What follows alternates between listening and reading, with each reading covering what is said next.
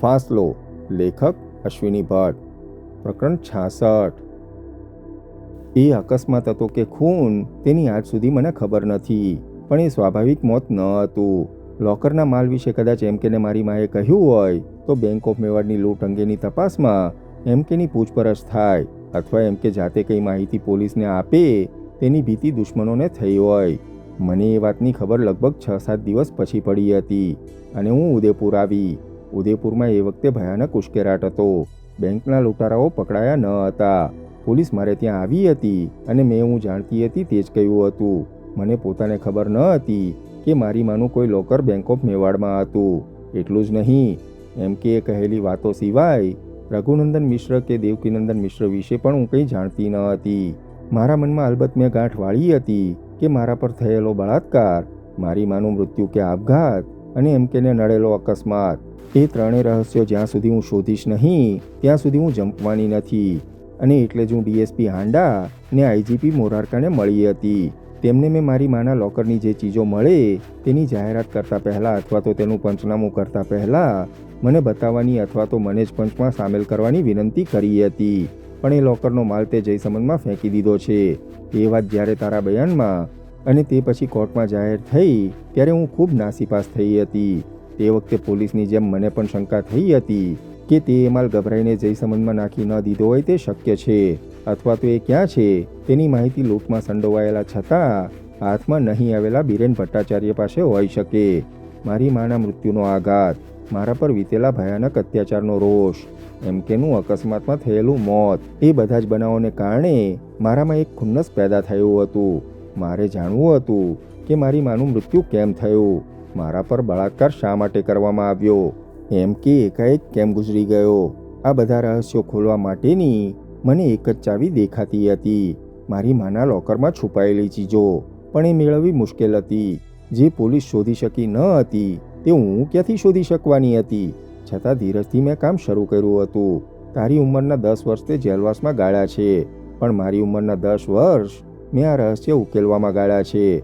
જીગર, કલ્પના આવે છે, એક 17 વર્ષની છોકરી જેના પર બળાત્કાર ગુજારવામાં આવ્યો હોય અને તે જ દિવસે તેની માનું મૃત્યુ થયું હોય.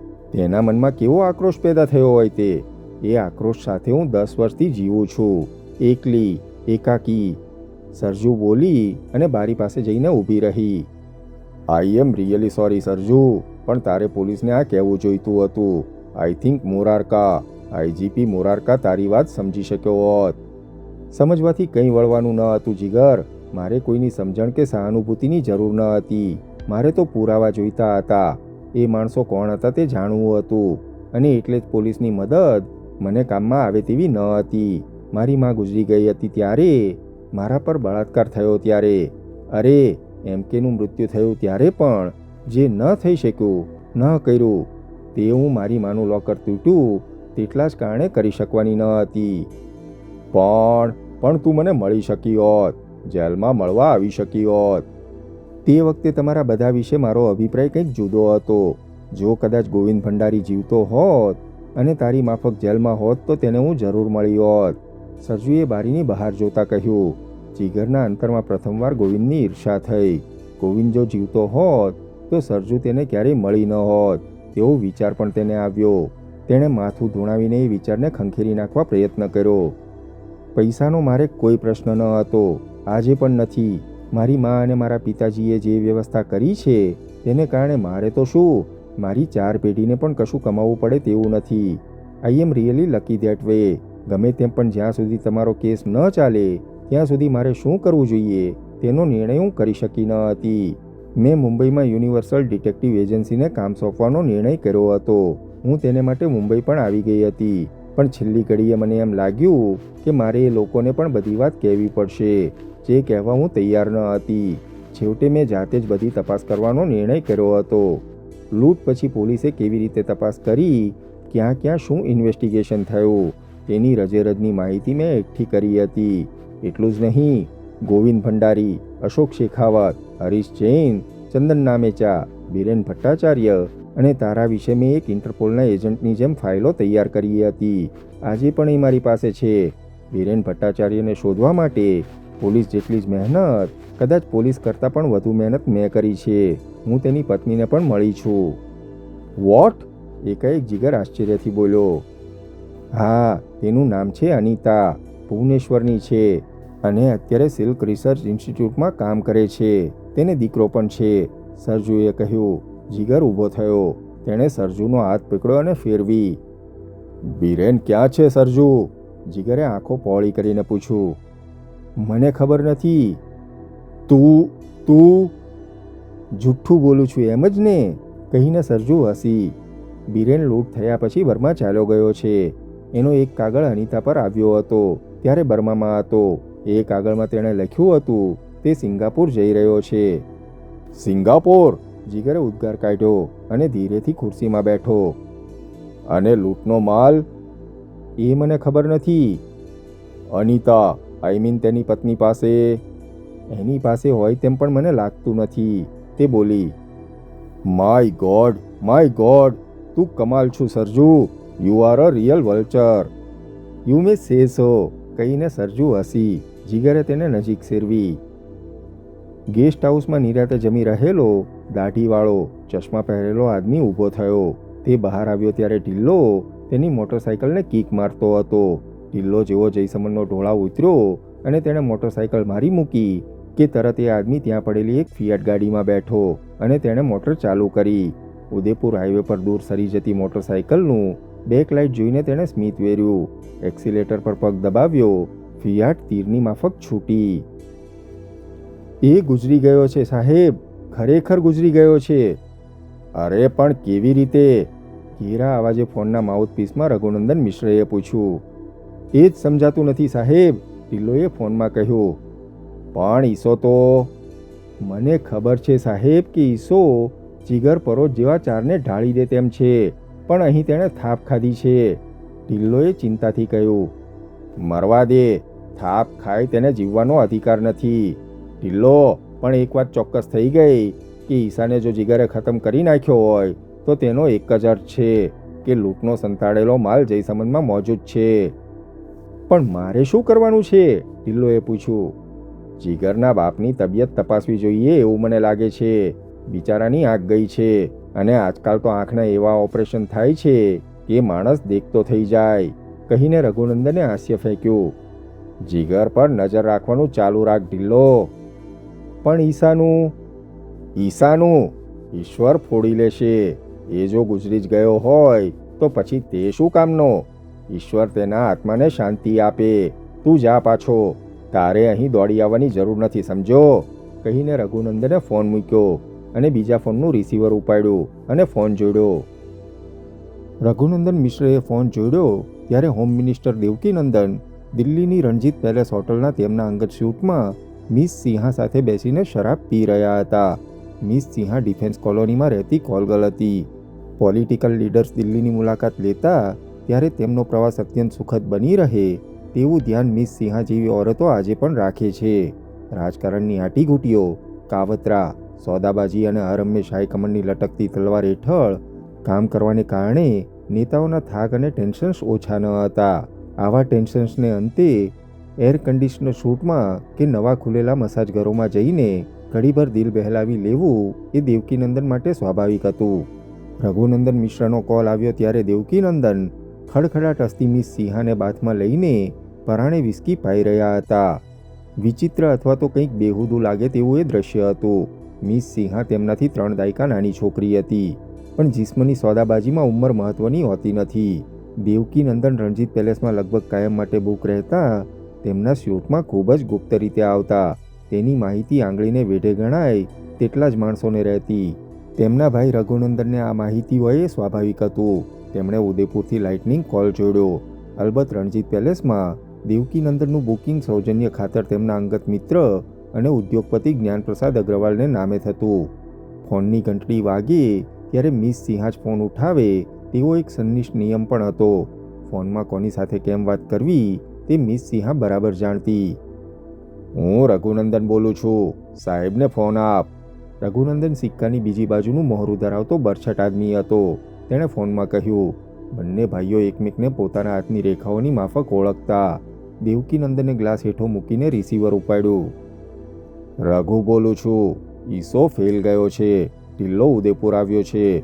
જીગર જયસમન છે. માલ ત્યાં જ છે. મને લાગે છે કે દબાણ લાવવું પડશે.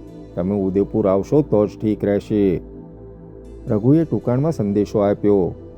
આવતીકાલની ફર્સ્ટ ફ્લાઇટમાં આવું છું. ડાયરેક્ટ ત્યાં મળું? હું એરપોર્ટ પર મેસેજ આપું છું. કદાચ તમારી હાજરીની જરૂર ન પડે, પણ તમે ઉદયપુર હો એ જરૂરી છે, રઘુનંદને ફોનમાં કહ્યું. શો ડાઉન થશે? પોલીસ વચ્ચે ના પડે તો થઈ શકે, રઘુનંદને કહ્યું. હું પ્રયત્ન કરું છું, કહીને રઘુનંદને ફોન મૂક્યો. દેવકીનંદને મિસ સિંહાને પીવરાવવા માટે ભરેલો ગ્લાસ એક જ ઘૂંટડે પોતાના ગળામાં રેડી દીધો. મિસ સિંહા સહેજ આશ્ચર્યથી દેવકી તરફ જોઈ રહી. Come on baby, let not waste time. દેવકીનંદને ગ્લાસ કાર્પેટ પર ફેંક્યો અને મિસ સિંહાને ઊંચકી અને બેડરૂમની સુવાળી પોચી ગાદીમાં નાખી. ઈશા બંઠરને કળ વળતી હતી. અપરંપાર વેદનાથી તે કણસવા માંડ્યો હતો. તે તરાપા પર પડ્યો હતો અને પવનને કારણે ઝૂલતા જયસમંદના પાણીમાં તેનો તરાપો તદ્દન સ્થિર ગતિએ જયસમંદના ઓવારાની ઓતરાતી બાજુએ ધીરેથી ખસતો હતો. જયસમંદનો ઓવારો લગભગ સૂનો જ રહેતો. એટલું જ નહીં, અત્યારે ડિનરનો સમય હતો, એટલે જે થોડાક સહેલાણીઓ રાજસ્થાનના રમણીય સરોવરની સહેલગાએ આવ્યા હતા તે સૌ ગેસ્ટ હાઉસના ડાઇનિંગ રૂમમાં ભોજન માટે ગોઠવાયા હતા. એટલે ઓવારા પર એકલ દોકલ માણસ પણ દેખાતો ન હતો. જયસમંદના ઓવારે લાંગરેલી હોડીઓ પણ ખાલી હતી. ડીએસપી નાગરે ખસતા તરાપાને ક્યાંય સુધી જોઈ રહ્યા હતા. તે પોતે ઈશા બંઠરને મદદ કરી શક્યા હોત, તેને હોસ્પિટલ પર મોકલવાની વ્યવસ્થા કરી શક્યા હોત, પણ તેમને એમ કરવું ન હતું. તેમને જોવું હતું કે હવે શું થાય છે. વળી ઈસો દર્દનો માર્યો ગુજરી જાય તો તેમને પરવા ન હતી. જગતમાંથી એક પાપ ઓછું થાય તો તેમાં નુકસાન થવાનું ન હતું. અલબત્ત અત્યારે તેમને મુસીબત લાગતી હતી. તેમની સાથે કોઈ હતું નહીં.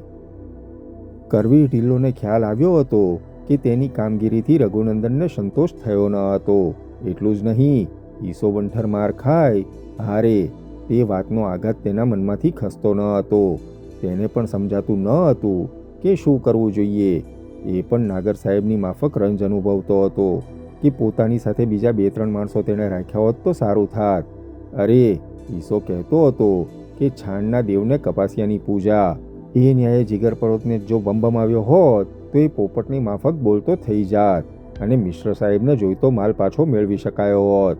હવે વાત વણસી હતી, છતાં રઘુનંદન મિશ્રએ તેને જે ઈશારો કર્યો હતો તે પ્રમાણે કર્યા વગર બીજો કોઈ છૂટકો જ ન હતો.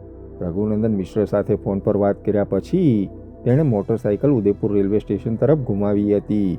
તેને ખબર ન હતી કે તે શું કરે છે. તે હિલચાલ તેની પાછળ આવતી ફિયાટમાં બેઠેલો દાઢીવાળો ચશ્માધારી આદમી જોઈ રહ્યો છે. અત્યારે ઢીલ્લો પોતે જેટલો મૂંઝવણમાં હતો કે બીજો કોઈ વિચાર તેના મગજમાં સ્ફૂરતો ન હતો. ઉદયપુર સ્ટેશનની બાજુમાં રેલવે ક્વાર્ટર્સની પાછળ મોટા ખેતર જેવડા કમ્પાઉન્ડમાં એક નાનકડું મકાન આવેલું હતું. એ કમ્પાઉન્ડના ઝાપા આગળ ઢિલ્લોએ પોતાની મોટરસાઇકલ ઊભી રાખી. કમ્પાઉન્ડના દરવાજેથી બંગલીમાં બળતો લાઇટનો પ્રકાશ દેખી શકાતો, પણ બંગલી દેખી શકાતી નહીં. તેણે ઝાપા પર લગાડેલી ઘંટડીઓ ખખડાવી. તે સાથે જ બંગલીની ઓસરીમાં બેઠેલા 2-3 કૂતરા અને તેમનો પરિવાર દોડ્યો. ભસવાના અવાજથી આખું વાતાવરણ ગાજી ઉઠ્યું.